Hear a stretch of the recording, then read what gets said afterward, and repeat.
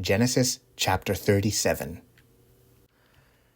And Jacob dwelt in the land wherein his father was a stranger, in the land of Canaan. These are the generations of Jacob. Joseph, being 17 years old, was feeding the flock with his brethren, and the lad was with the sons of Bilhah and with the sons of Zilpah, his father's wives. And Joseph brought unto his father their evil report. Now Israel loved Joseph more than all his children, because he was the son of his old age, and he made him a coat of many colors. And when his brethren saw that their father loved him more than all his brethren, they hated him, and could not speak peaceably unto him. And Joseph dreamed a dream, and he told it his brethren, and they hated him yet the more. And he said unto them, Hear, I pray you, this dream which I have dreamed. For behold, we were binding sheaves in the field, and lo, my sheaf arose and also stood upright. And behold, your sheaves stood round about, and made obeisance to my sheaf. And his brethren said to him, Shalt thou indeed reign over us? Or shalt thou indeed have dominion over us? And they hated him yet the more for his dreams, and for his words. And he dreamed yet another dream, and told it his brethren, and said, Behold, I have dreamed a dream more. And behold, the sun and the moon and the 11 stars made obeisance to me. And he told it to his father and to his brethren, and his father rebuked him, and said unto him, What is this dream that thou hast dreamed? Shall I and thy mother and thy brethren indeed come to bow down ourselves to thee to the earth? And his brethren envied him, but his father observed the saying. And his brethren went to feed their father's flock in Shechem. And Israel said unto Joseph, Do not thy brethren feed the flock in Shechem? Come, and I will send thee unto them. And he said to him, Here am I. And he said to him, Go, I pray thee, see whether it be well with thy brethren, and well with the flocks, and bring me word again.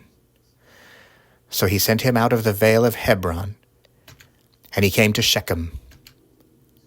And a certain man found him, and behold, he was wandering in the field, and the man asked him, saying, What seekest thou? And he said, I seek my brethren. Tell me, I pray thee, where they feed their flocks.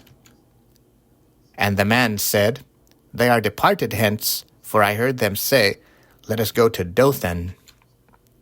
And Joseph went after his brethren, and found them in Dothan. And when they saw him afar off, even before he came near unto them, they conspired against him to slay him. And they said one to another, Behold, this dreamer cometh. Come now, therefore, and let us slay him, and cast him into some pit, and we will say, Some evil beast hath devoured him, and we shall see what will become of his dreams. And Reuben heard it, and he delivered him out of their hands, and said, Let us not kill him. And Reuben said unto them, Shed no blood, but cast him into this pit that is in the wilderness, and lay no hand upon him, that he might rid him out of their hands to deliver him to his father again.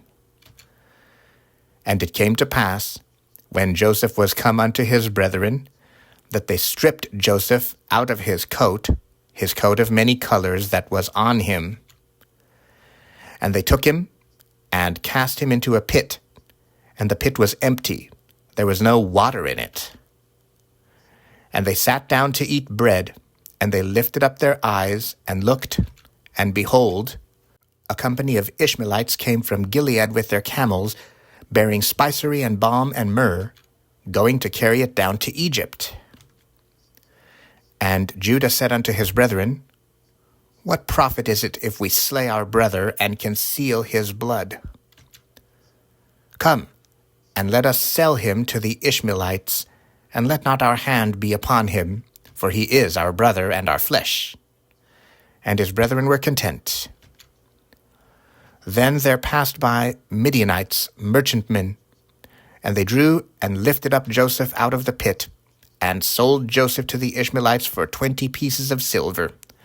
And they brought Joseph into Egypt. And Reuben returned unto the pit, and behold, Joseph was not in the pit, and he rent his clothes.